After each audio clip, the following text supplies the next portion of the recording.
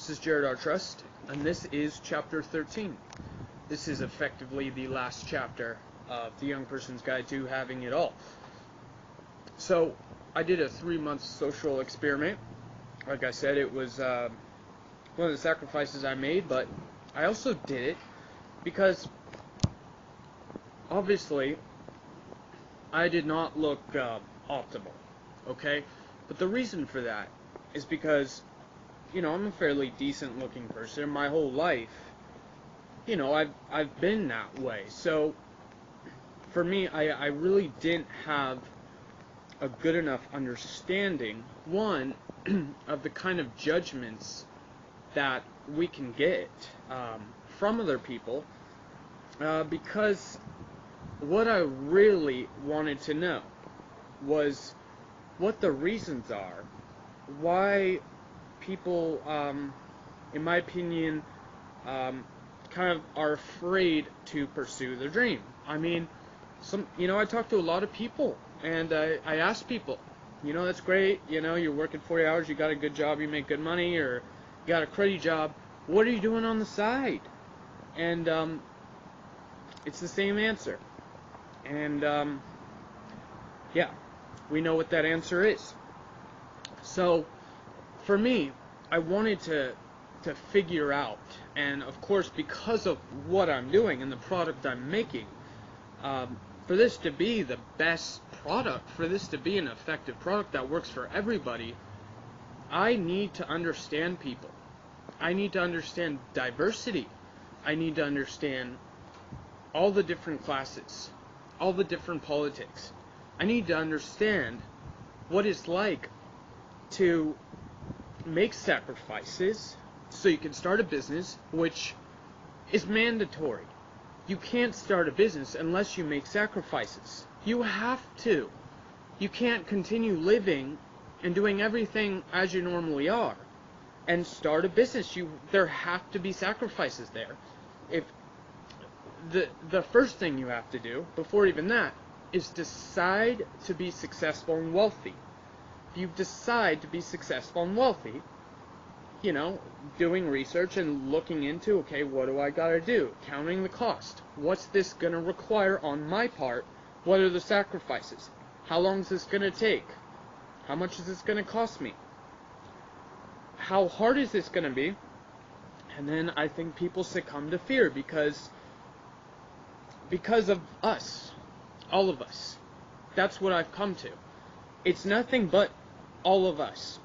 The way we look at people that are struggling, the way we look at people that don't have a great job, the way we look at people when they're walking instead of driving their car, which, by the way, you want to change your life, get more energy, feel amazing, start a business, look amazing, stop driving everywhere and walk.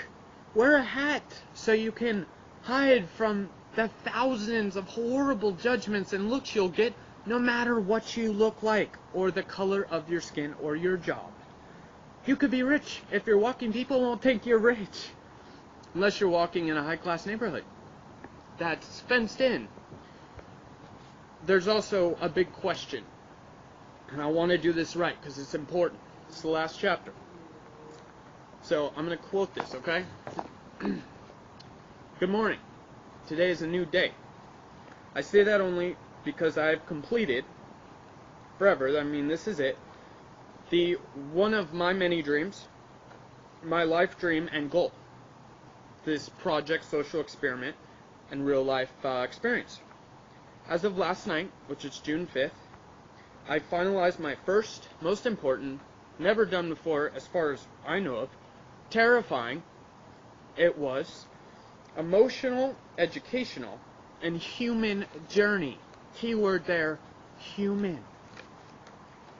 For this message and The Young Person's Guide to Having It All, Chapter 13, to really make sense and be effective, for you to truly and fully grasp this chapter and this social experiment, you'll need to know a very brief backstory that predates before Jared came to Inglewood.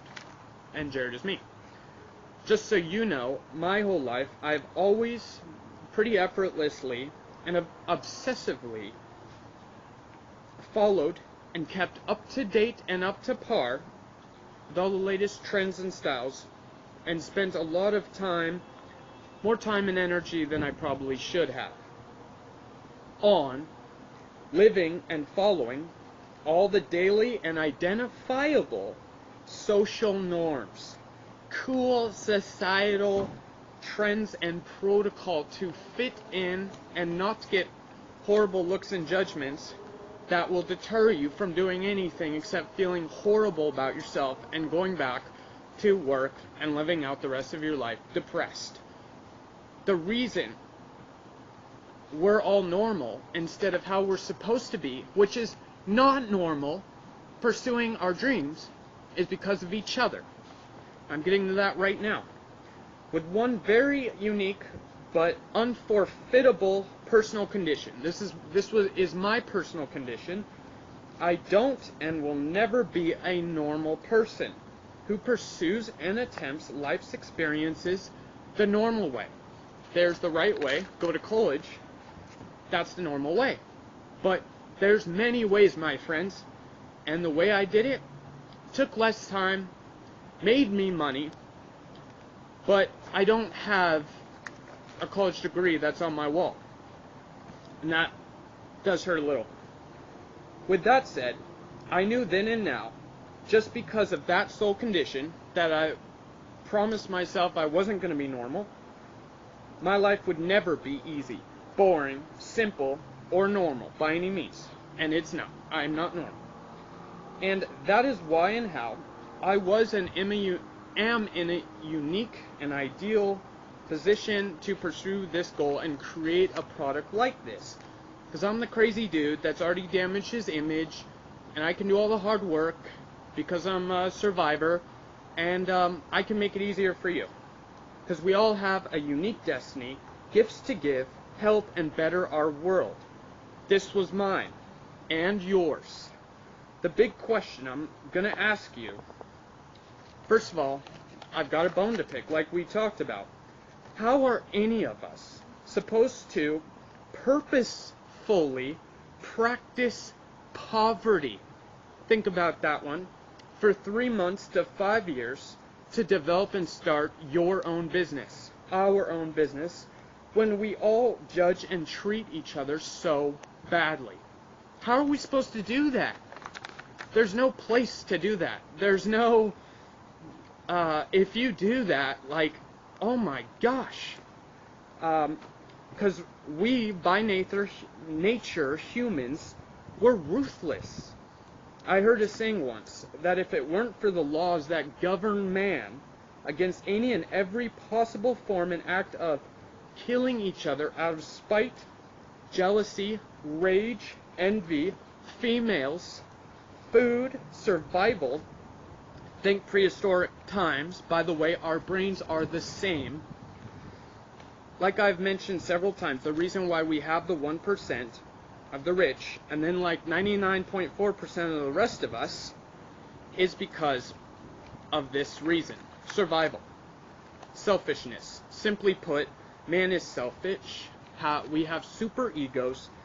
We're jealous, envious, ready to explode and target other potential suitors, alpha males, genetically superior, younger, wiser, pimper, richer, taller, with better cars, homeowners, and more money in their bank account. Thank God we're governed by every applicable law required to keep and prevent man from eating and fighting to the death for the hot blonde girl on the hilltop. How do we fix this? That's the big question. Because I can't do it alone. But Gandhi figured it out. Gandhi did. Gandhi was the most powerful man in the world that ever lived. And he had nothing and no money. However he did it, I think that's our answer. But we all need to look into that. Thanks.